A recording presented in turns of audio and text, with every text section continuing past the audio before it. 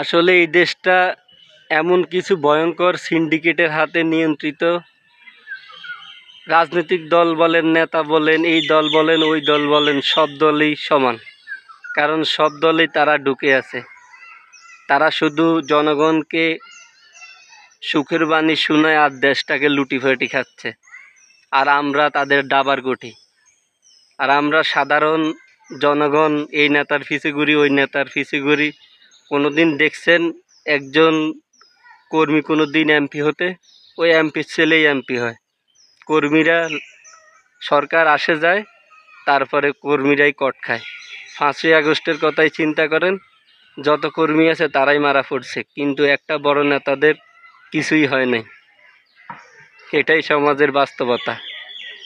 আসলে এই সিস্টেমের বিরুদ্ধে আপনি কথা বলবেন, আপনাকে সমাজে কোনো দাম দিবে না। আরও একটা বিষয় খেয়াল করছেন, আমাদের জনপ্রতিনিধি কারা হয়? যারা শিল্পপতি, যারা হাজার হাজার শ্রমিকের টাকা মেরে খায়, হাজার হাজার শ্রমিকের শ্রমের মর্যাদা দিতে পারে না, যাদের বিনিময়ে তারা শিল্পপতি হয়েছে, তাদের পেটেই তারা লাথি মারে। এরাই হয় আমাদের প্রতিনিধি। একজন জনপ্রতিনিধি আমাদের নেতা, যেই নেতার মাধ্যমে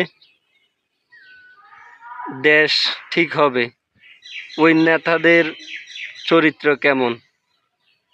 হাজার হাজার শ্রমিকের শ্রমের মর্যাদা যারা দিতে ব্যর্থ, কেউ কেউ তো শ্রমিকের ন্যায্য পাওনাও দেয় না। তারা এইভাবে কোটি কোটি টাকা কামায়, তারপরে এলাকায় আসি, জনপ্রতিনিধি হয়, সমাজসেবক হয়। এই হলো আমাদের সমাজের অবস্থা। আমাদের স্বাস্থ্য খাত, আমাদের স্বাস্থ্য খাতে যারা আছে তারা কোটি কোটি টাকার মালিক, এক একজন হাজার কোটি টাকার মালিক। তারা হসপিটাল বানায়, চিকিৎসালয় বানায়, একটা রোগীকে আইসিইউতে ভরে ইচ্ছে মতো মানুষকে নিঃস্ব করে দেয়। এরাই আমাদের আইডল। মাঝে মাঝে নিজেরও কষ্ট লাগে। তার চেয়ে বড় বিষয়, একটা রুগী যদি মারাও যায়, তারা 2-3 দিন আইসিইউতে রেখে তার থেকে টাকা হাতায় নেয়। আসলে এই সিস্টেমের বিরুদ্ধে যদি আপনি কথা বলেন, তাহলে আপনাকে পাগল বলবে বা সমাজে আপনাকে মানসিক রোগী বলবে। কারণ সমাজটাই খারাপ। 100 জনের মধ্যে 95 জনই খারাপ। আপনি আমি কি করব? এখানে আমরা অসহায়। আমরা এমন এক দেশে বসবাস করি, প্লিজ ভিডিওটা স্কিপ করে যাবেন না, কথাগুলো শুনেন।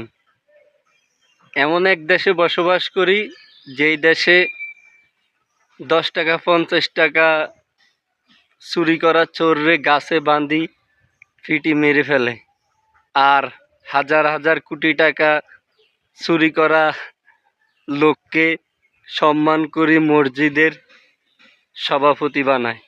এমন এক দেশে আমরা বসবাস করি। বিষয়টা কেমন না?